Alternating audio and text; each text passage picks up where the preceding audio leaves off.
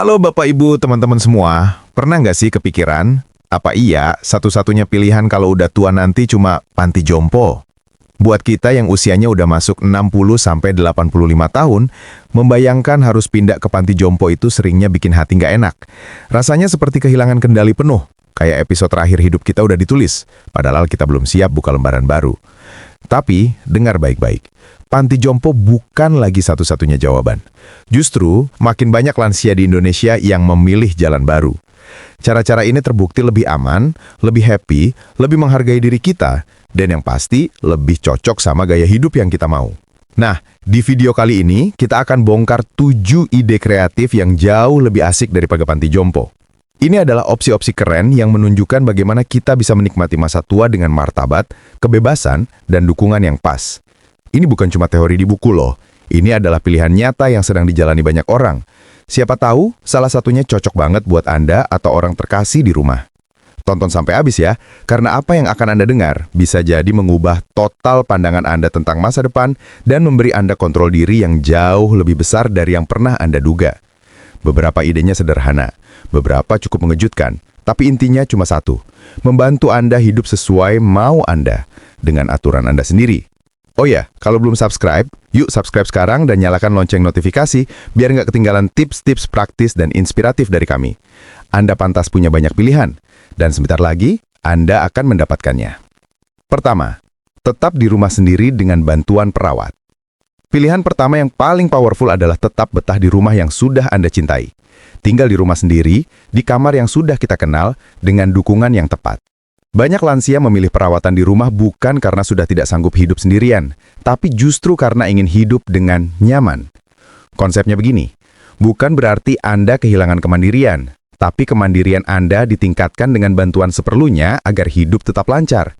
Bantuan ini bisa macam-macam, mulai dari dibantu masak, beres-beres ringan, beli kebutuhan, sampai bantuan pribadi, seperti mandi, berpakaian, atau memastikan minum obat tepat waktu.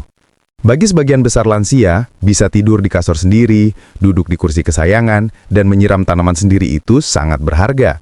Ini bukan soal kemewahan, tapi soal kenyamanan dan rasa memiliki. Hal-hal kecil ini berefek besar ke mood, kesehatan mental, dan kondisi fisik loh. Seandainya Anda punya masalah lutut dan kadang lupa minum obat, dengan seorang perawat atau asisten rumah tangga yang datang beberapa jam, 5 kali seminggu, Anda tetap bisa aktif. Anda tetap bisa menikmati teka-teki silang, lihat burung di jendela, dan ngopi sama tetangga. Yang dibutuhkan bukan pindah fasilitas, tapi sedikit bantuan tepat di tempat Anda berada. Hebatnya, layanan home care ini sangat fleksibel. Bisa dimulai dari kunjungan seminggu sekali, lalu ditingkatkan jadi harian kalau memang kebutuhannya bertambah. Ini cara yang sangat personal dan menghormati keputusan Anda. Memilih tinggal di rumah dengan bantuan adalah cara melindungi identitas, martabat, dan kesenangan kecil yang membuat hidup ini indah. Kedua, tinggal bareng keluarga dengan konsep saling dukung. Ini tren yang makin keren. Lansia tinggal bareng anak cucu. Tapi jangan bayangkan seperti zaman dulu ya, di mana Anda merasa jadi beban atau cuma jadi babysitter gratis. Sekarang, konsepnya adalah hubungan dua arah yang saling mendukung, di mana semua pihak dapat untung. Kalau dilakukan dengan benar, hidup multigenerasi ini membawa kehangatan, perhatian, dan koneksi setiap hari. Lansia bisa tetap terlibat dalam kehidupan keluarga, tanpa merasa terasing atau bergantung. Anda bisa bantu-bantu anak cucu, membagi kisah-kisah hidup, atau sekedar jadi sosok yang menenangkan di tengah kesibukan rumah. Secara psikologis, ini mengurangi kesepian dan meningkatkan rasa bermanfaat. Ini bukan cuma soal dikelilingi orang, tapi soal merasa dibutuhkan, didengarkan, dan dihargai. Kuncinya harus ada batasan, ruang privat, dan rasa saling menghormati yang jelas. Pengaturan yang sukses adalah saat setiap generasi menghormati kebutuhan generasi lain. Anda pindah bukan untuk dirawat total, tapi untuk berbagi hidup.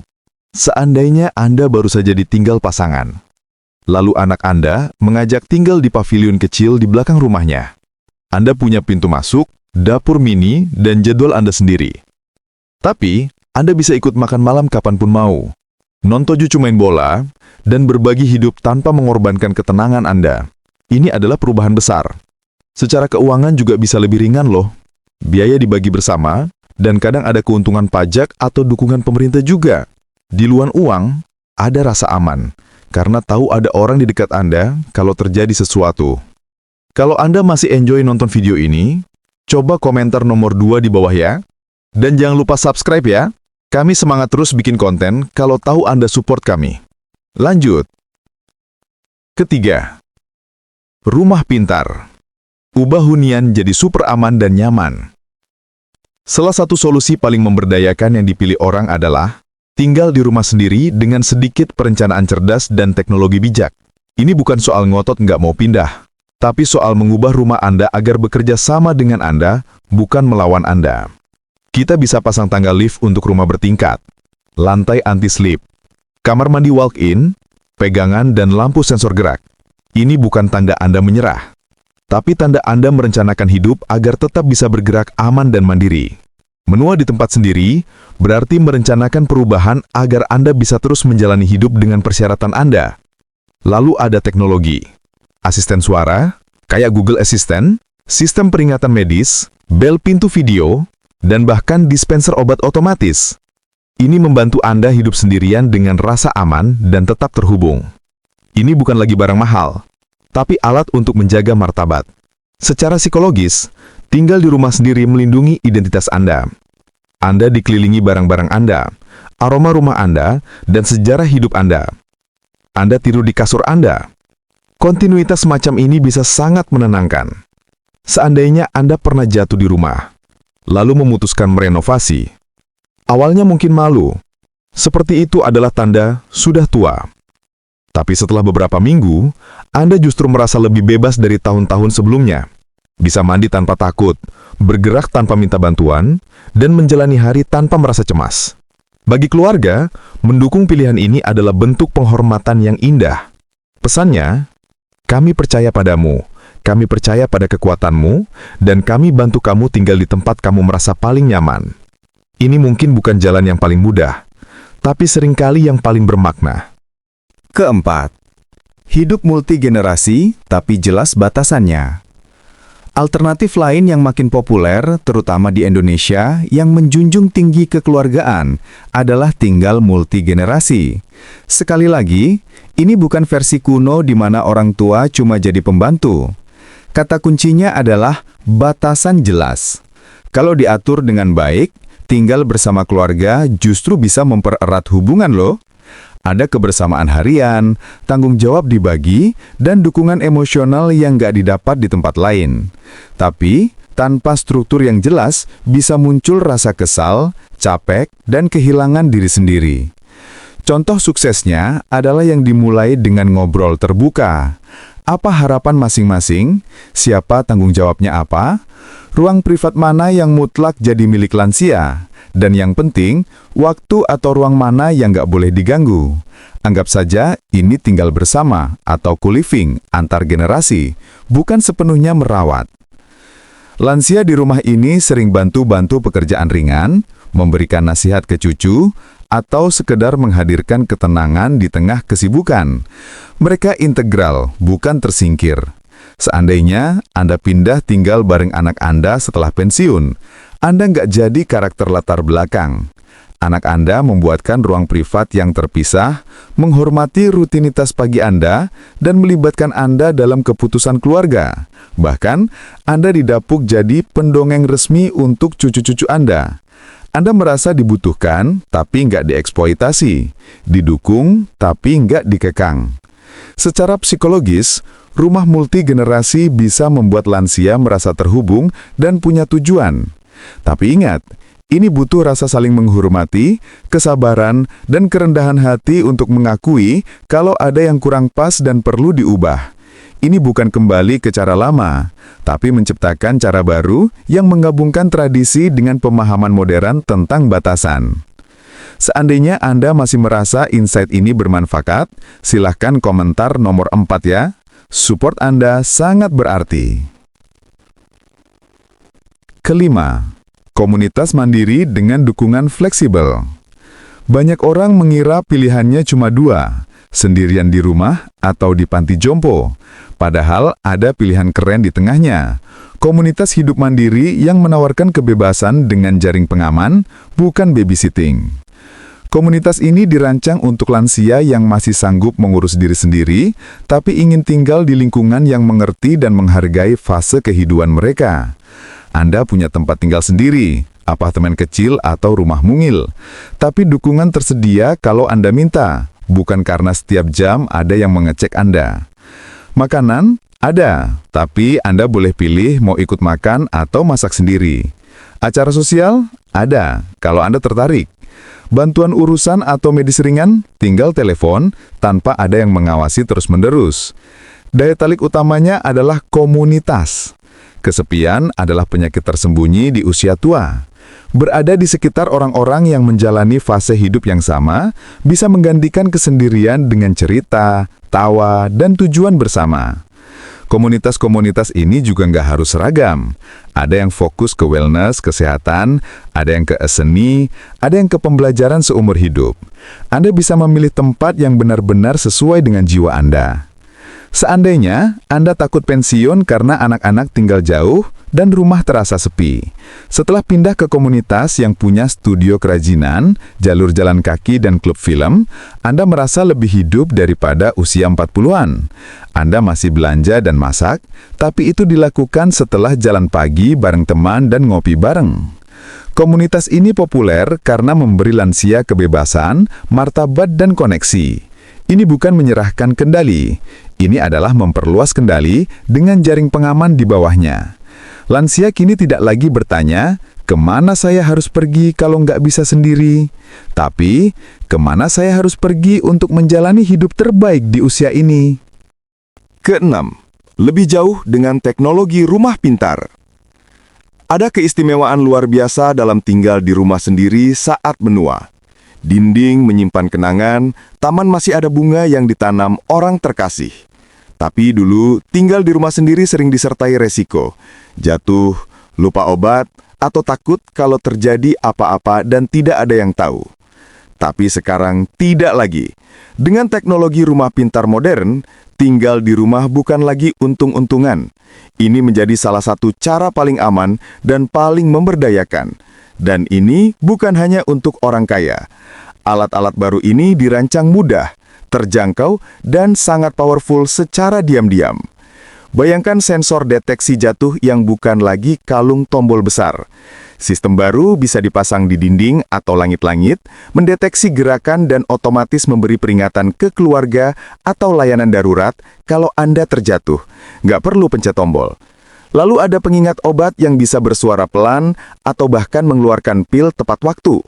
Kalau Anda lupa, anak Anda bisa dapat notifikasi tanpa harus nagih Anda.